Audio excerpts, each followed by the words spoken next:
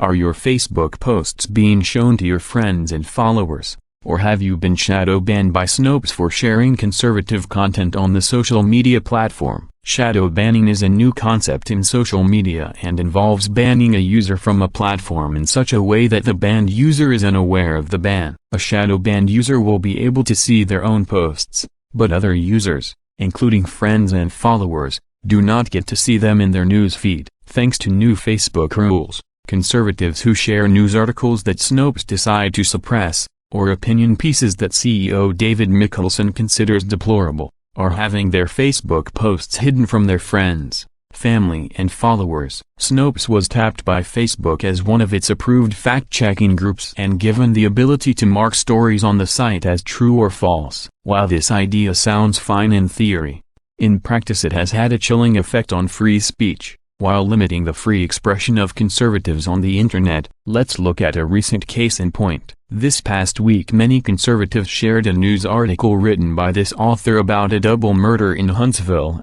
Alabama. 2 men were arrested and charged, including a Mexican Sinaloa cartel employee who was later detained by U.S. Immigration and Customs Enforcement, ICE. Snopes reviewed the article and gave it a mixture rating, presumably meaning they believe some information contained in the article is false. However, after reading the Snopes article debunking the news story, it becomes apparent the fact-checking outlet is not disputing the verified news story, but is engaging in the most egregious case of politically motivated fact-checking overreach to date. According to the Snopes debunk, there are 2 reasons they deem the news article about a barbaric crime worthy of suppression on social media.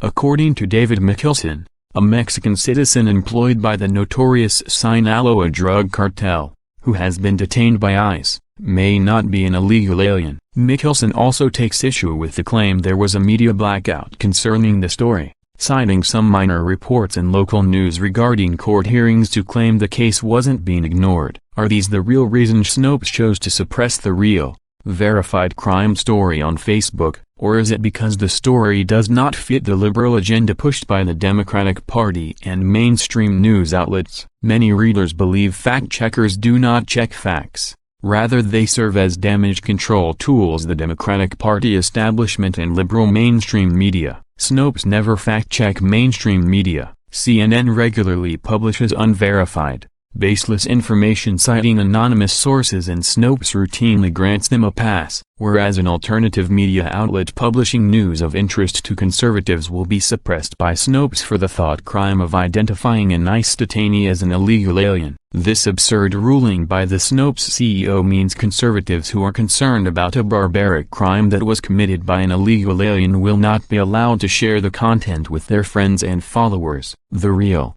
verified information contained in the article has been stopped from reaching the public by Snopes. Information deemed important enough to be shared by American citizens will now be hidden from their friends, family and followers on Facebook, effectively shadow banning these users. Because David Mikkelson thinks a Mexican Sinaloa cartel employee, who has been detained by ICE, is not necessarily an illegal alien. It is worth remembering at this point that Snopes are a team of unqualified amateurs who do not hold qualifications as journalists or investigators. CEO David Mikkelson employed his new wife, an LA-based high-class escort, to work for the fact-checking site. The rest of the contributors are bloggers with liberal activist backgrounds. Lead fact-checker Kim Lacaperia even admits she regularly fact-checks while stoned. It's California. It's legal. That's not the problem. The problem is that fact-checking political news is a serious business,